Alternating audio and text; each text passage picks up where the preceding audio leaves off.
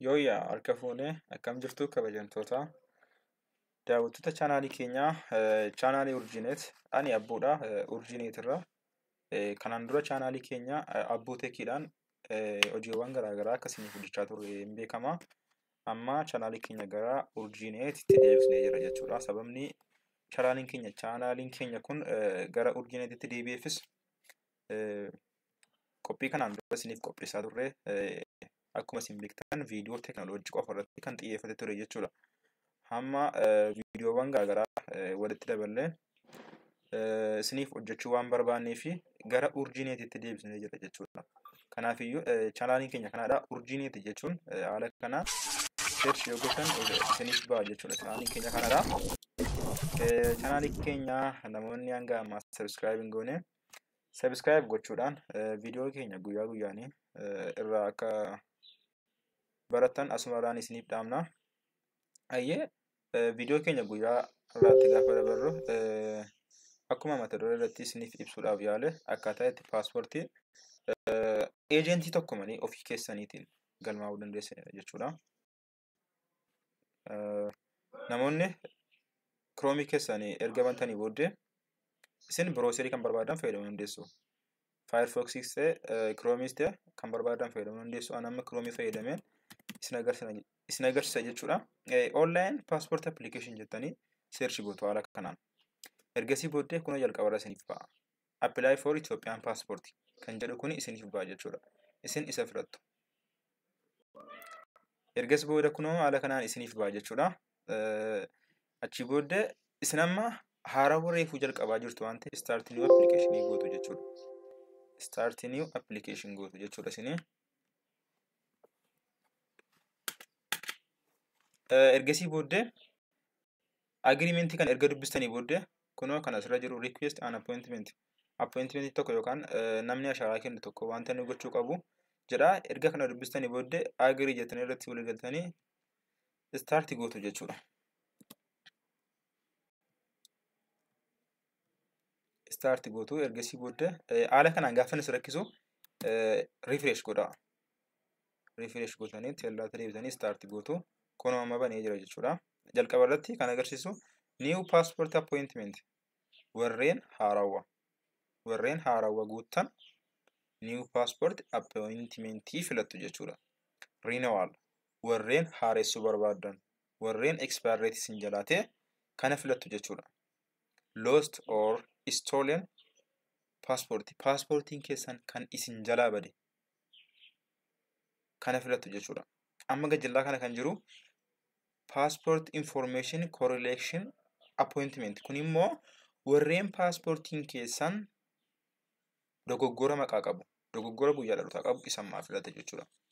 Anamma new paaspoortiin isin agarsiisa jechuudha. New paaspoortii godheera saayitii filattu bakka itti deemtanii ashaaraa keessan kennuu dandeessan. Amaaraa Kililii, Afaarii, Oromiyaa, Harar haala kanaan jira. Isin achi keessaa filattu naannoo isinitti dhiyoo jiru jechuudha. Ani amma Addis Ababaa filadheen isin agarsiisa. Addis Ababaa filadheen jira. Achi ammas Addis Ababaa gootu. Haala kanaan isinis guutaa deemtu jechuudha. Erga kana keessatti guuttanii booddee next gootu. Amma guyyaa qaxaroo banaa jiru isinii baasa jechuudha. Guyyaa qaxaroo banaa jiru baasaa jira amma jechuudha. Tole kunoo baasa jira. Apiriilii keessa jira. Apiriilii keessa kunoo guyyaa hundumtu cufamaadha. Akkuma argaa jirtan guyyaan banamaan tokko iyyuu hin jiru jechuudha. Hin dabartu.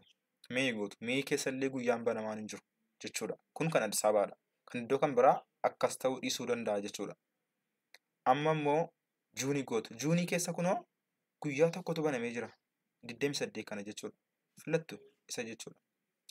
Achii booddee sa'aatii 4, sa'aatii 5, sa'a 8, 9, 10 haala kanaan sa'aatiin jira. Sa'aatii kan barbaadan isinii filattu sa'aatii kan barbaadan yoo filattan rakkoo hin qabu.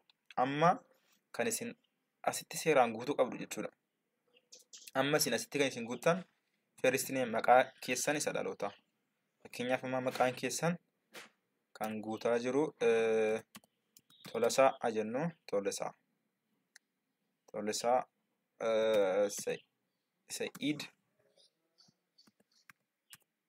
Kadir ajennu fakkeenyaaf. Kunoo akka sadii guuteen jira asitti guyyaa dhalootaadha. Isin kan hin beekuu qabdan guyyaa dhalootaa keessan kana lakkoofsa warra Awurooppaadhaan guutuu qabdu jechuudha. Kan Ingiliziidhaan guutuu qabdu. Ergaa bara dhalootaa keessanii kan Itoophiyaarraa konveertii gootanii booddee asirratti guutaa jechuudha. Amma kan isin asitti guuttan maqaa keessan kana Amaariffaan guuttu. Amaariffaan guutuudhaaf barreessuun isin rakkisa yoo ta'e karaa salphaa paawargiiziin jira. Paawargiiziin xiqqoo barnoota kan biraas waan isin barbaaduuf isaaf viidiyoo kan biraa isiniif hojjechuun hin danda'a. Amma garuu isinii karaa salphaa Google Translate fayyadamuu dandeessu jechuudha daawwattu tokko. Fakkeenyaaf Google Translate jala asirraa detect gootanii asirraa Amaarik gootanii fakkeenyaaf Tolosaa jettanii search yoo gootan kunooti daawwattu tokko isiniif baasa. Tolosaa jedhee baasee jira jechuudha. Tolosaa. Tolosaa eenyu jenne Said jenne miti. Tolosaa Said. Kunoo argitanii daawwattu tokko. Tolosaa Said Kadir jenne natti fakkaata. Kadir.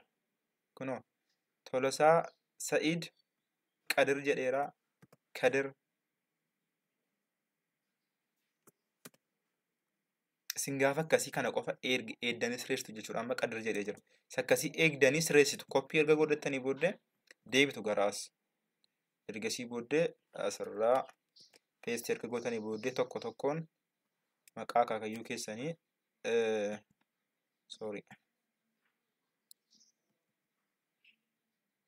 tokko tokkoon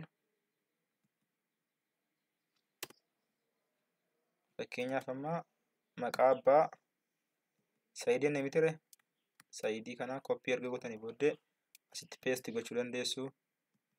Kadirii kanallee as koppii erga gootanii booddee as paste gochuu dandeessu. Daawwattu tokko kunoo as paste gochuu dandeessu. Paste erga gootanii booddee asirraa balleessitanii Tolosaa kan jedhu qofaan bifachuu dandeessu. Kunoo amma barreessin jira. Mala salphaa kuni meetadii mataa kootiidha jechuudha. Isinis fayyadamuu dandeessu yoo isinitti tole. Naashinaali biyya keessan Itoophiyaa erga filattanii booddee asitti lakkoofsa bilbilaa guutu. Lakkoofsa bilbilaa guutuu qabdu jechuudha asitti. Asitti daawwattu tokko kan isin beekuu qabdan warra urjiin bukkee jiru. Urjii qe'een kun kan bukkee jiru dirqama guutuu qabdu jechuudha. Asitti fakkeenyaaf silkii keessan dirqama guutuu qabdu. Imeelii garuu dhiisuu dandeessu rakkoon qabu jechuudha. Fakkeenyaaf birsi pilees bakka dhalootaa keessan hin guuttu. Annajjoon jedhaa himee tole. Ergasii booddee birzi sartifikeet lakkoofsa guyyaa dhalootaa irra keessatti kan jiru 04 jedhee kan jalqabu sana guutuu dhiisuu dandeessu. Required miti jechuudha. Maaliif urjiin bukkeen jiru urjii qe'een kun bukkeen jiru.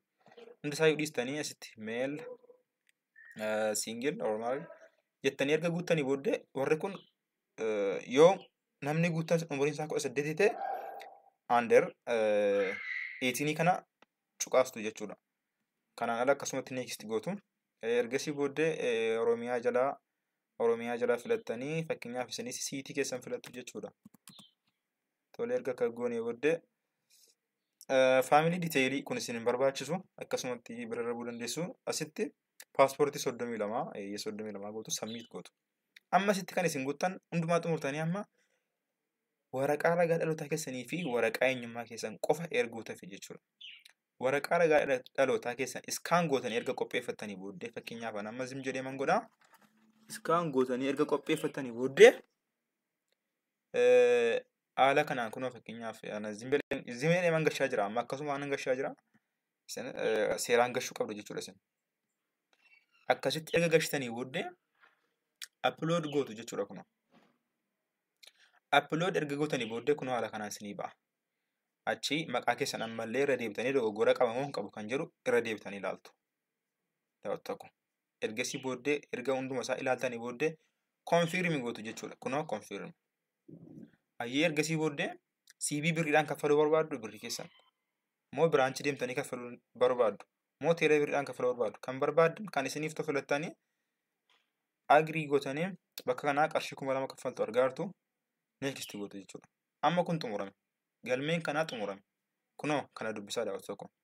Please ensure that you make the exact payment within 3 hours. Sa'aatii 3 keessatti kaffaluu qabdu jechuudha. Erga galmooftanii booddee sa'aatii 3 keessatti yoo hin kaffalle isinirraa expired date ta'a jechuudha. Kunoo erga kana ta'e booddee print kan jedhu gootu. as jalatti piriinti gaafa gootan erga piriinti kana seef godhachuu dandeessu kanas kan amma seef godhachuu nama barbaachisu nan dhiisa. Kunoo asirratti fakkeenyaaf kan isin qabattan order code kan jedhu kana kunoo qabattu. Lakkoofsa kana irratti qarshii keessan baankii deemtanii kaffaltu jechuudha. Yookaan teekstiin illee isiniif gala daawwatu tokko. Teekstii isiniif gala irratti kaffaltu jechuudha. Kun asirratti maalidha? If you do not get any SMS or email confirmation in 2 hours, yoo sa'aatii lama keessatti isin qaqqabu ta'e imeelii kanaan support itoo kan jedhu kanaan dawwaltanii asirratti imeelii gootanii fi gaafatanii fudhachuu qabdu jechuudha. Isin qaqqaba jechuudha daawwatta kun. Erga kana kaffaltanii erga akkasitti xumurtanii booddee kaffaltii keessan deemtanii kaffaltu. Kaffaltii keessan erga kaffaltanii booddee maal gochuu qabdu kan jedhu kutaa lammaffaa keessatti viidiyoo qabadhee isiniif dhiyaadha. Ganaa faayilli kan biraan jira. Faayilli gaafa sana isinii qabattanii ashaaraa keessan kennuu deemtan. Faayila sana qabattanii kan ashaaraa kennuu deemtan sana kan argachuu dandeessan yoo qarshii kaffaltan qofaadha. Yoo qarshii kaffaltan qofaadha. Kanaafiyyuu kutaa itti aanu keessatti erga qarshii kaffaltanii booddee faayila sana akkamitti argachuu dandeenya kan jedhu qabadhee isiniif dhiyaadha. Amma viidiyoo biraatiin walitti deemnutti nagaan naaf tura. Bye bye.